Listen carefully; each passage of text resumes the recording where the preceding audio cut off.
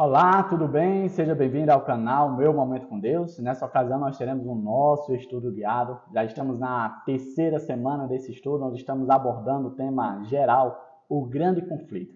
Esse tema aqui é muito valoroso a cada um de nós, pois não apenas responde os grandes questionamentos da vida, como também mostra e apresenta o desfecho deste mundo, ou seja, aquilo que nos espera quando esse grande conflito chegar ao fim.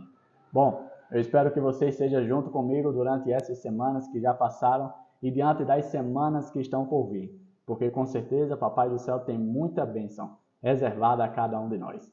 Antes de conhecermos qual será o novo tema dessa semana, eu quero convidar você a fechar seus olhos para orar junto comigo e assim nós, em seguida, nos debruçarmos em cima do estudo.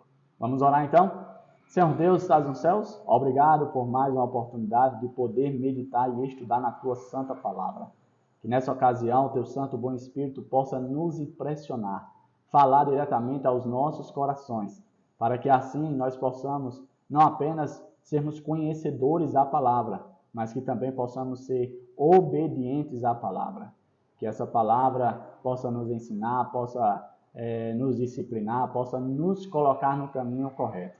Essa é a nossa oração, o nosso desejo, no doce nome de Jesus Cristo. Amém. Pois muito bem, terceira semana, uma nova semana à nossa disposição.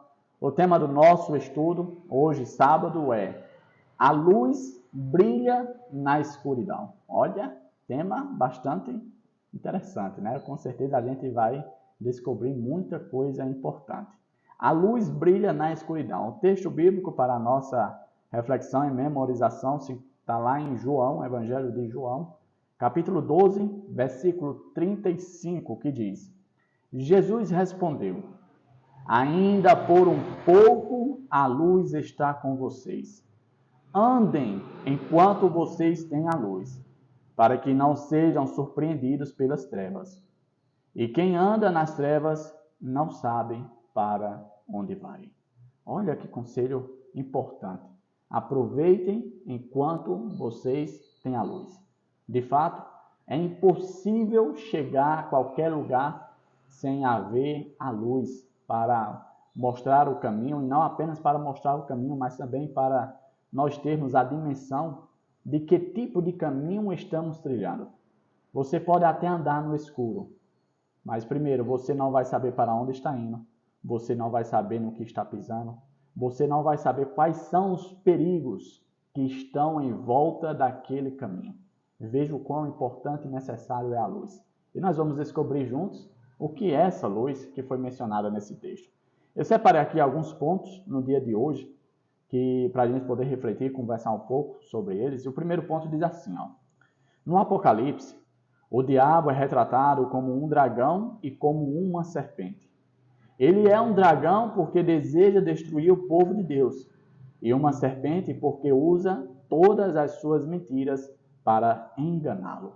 Olha que coisa interessante.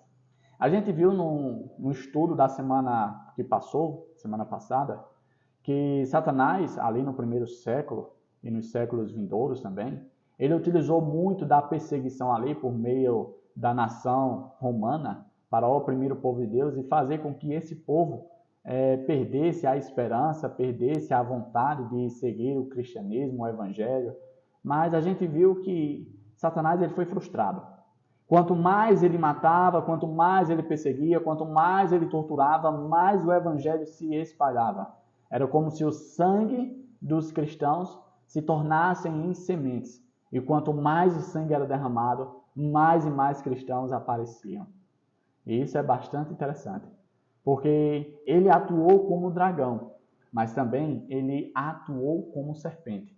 E a gente vê que a serpente é exatamente trazida a ideia da serpente lá do Éden. O que foi que a serpente fez lá no Éden? Ela picou a mulher, ela passou o veneno, ela matou? Não. Ela conduziu a mulher por meio de enganos, por meio de meias verdades, por meio de, vamos dizer assim, palavras que são reconfortantes ao coração, palavras que incitam as coisas piores do ser humano, para que a mulher fosse enganada e levasse a enganar também o seu marido. Ou seja, a serpente não usou da violência, da opressão, da tortura, mas usou da sutileza das palavras para enganar. E o outro ponto que eu destaquei aqui foi exatamente com respeito a esse assunto. Como resultado, Satanás mudou sua estratégia. Muitos pagãos foram batizados, mas sem instrução completa na verdade bíblica. Davi, você está querendo dizer então que é preciso haver um certo cuidado com o batismo, por não devemos batizar as pessoas quando elas pedem o batismo? É isso que você está querendo dizer? Não. O problema que aconteceu nos séculos ali vindouros é que muitas pessoas que tinham costumes pagãos, práticas erradas, práticas distantes do cristianismo, começaram agora a migrar para o cristianismo. Qual era o problema? Era o batismo? O problema não é o batismo. O problema é a falta de instrução bíblica. Ou seja, eu particularmente defendo o batismo quando a pessoa tem a noção do que significa o batismo. Porque ela está se batizando. O que deve acontecer na vida dela após o batismo. Se essa pessoa tiver o dimensionamento, a condição, vamos dizer assim, o conhecimento alicerçado no que implica o batismo, então tudo bem, pode se batizar. Mas se a pessoa está simplesmente ali, talvez emocionada, ou então levada por pressões externas, ou por conta da circunstância, está todo mundo se batizando, apenas eu que não tomei a decisão, então vou me batizar também. Sabe, talvez o batismo não seja, aos meus olhos, algo bom. Talvez não irá produzir os frutos esperados. Talvez não vá trazer a experiência desejada para essa pessoa.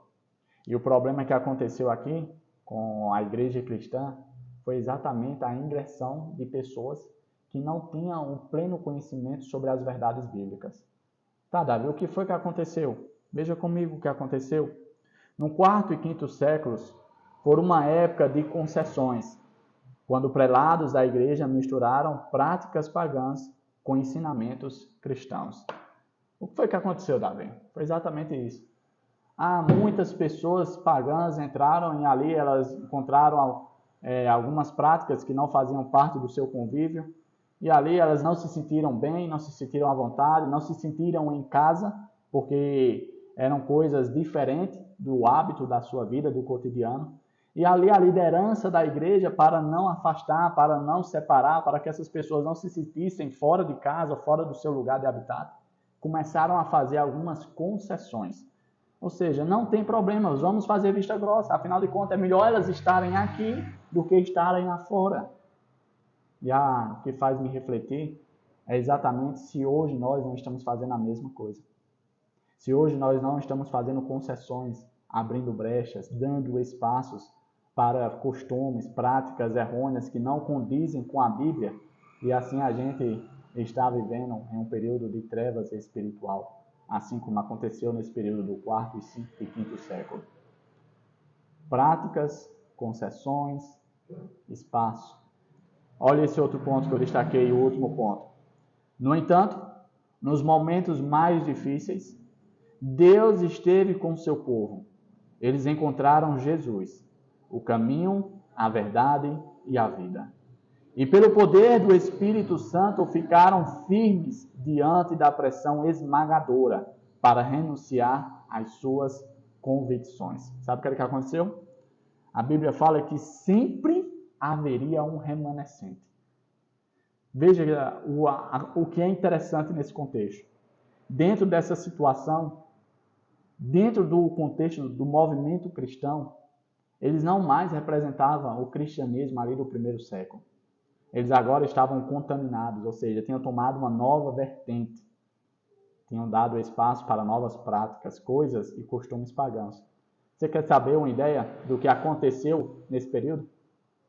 Por exemplo, a mudança do sábado para o domingo. O domingo era a adoração do Deus Sol, né? O astro Sol, a estrela Sol.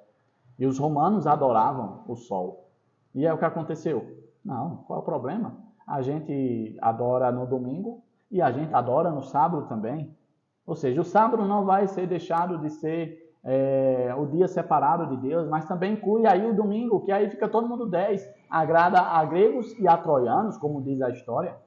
E assim, tantos e tantos outros costumes foram entrando. Mas sabe, e mesmo as coisas começando a ficar obscurecidas, esquisitas, houve sempre um remanescente. E qual era o problema agora? O remanescente estava enfrentando desafios, perigos. Aonde? Contra os inimigos lá fora? Não. Contra os inimigos dentro de casa. Aqueles que tinham se deixado contaminar, aqueles que estavam obscurecidos com as concessões realizadas, com a nova tradição, aquela coisa diferente do cristianismo, eles agora estavam passando a perseguir os seus que defendiam as suas convicções. Convicções essas não baseadas no eu achar, no achismo pessoal, mas convicções relatadas na Bíblia, no assim diz o Senhor. Pessoas que estavam sendo guiadas pelo Espírito Santo, a luz que norteia a verdade, seguindo os passos de Jesus, agora estavam sendo alvos de perseguição dos seus próprios aliados. Está vendo qual é o problema da escuridão? Foi um momento muito difícil para a igreja cristã. Mas mesmo assim, como eu mencionei aqui, Deus não abandonou. Deus não deixou para lá. Deus esteve com eles, mesmo nas situações mais difíceis e adversas da vida. Bom, só por essa introdução do dia de hoje, eu tenho a certeza de que o resto da semana vai ser maravilhoso. Por isso eu convido você, nós chegamos ao fim do nosso estudo guiado, e eu convido você a vir junto comigo, estudar esse estudo tão maravilhoso, a lição da Escola Sabatina, o nosso estudo guiado.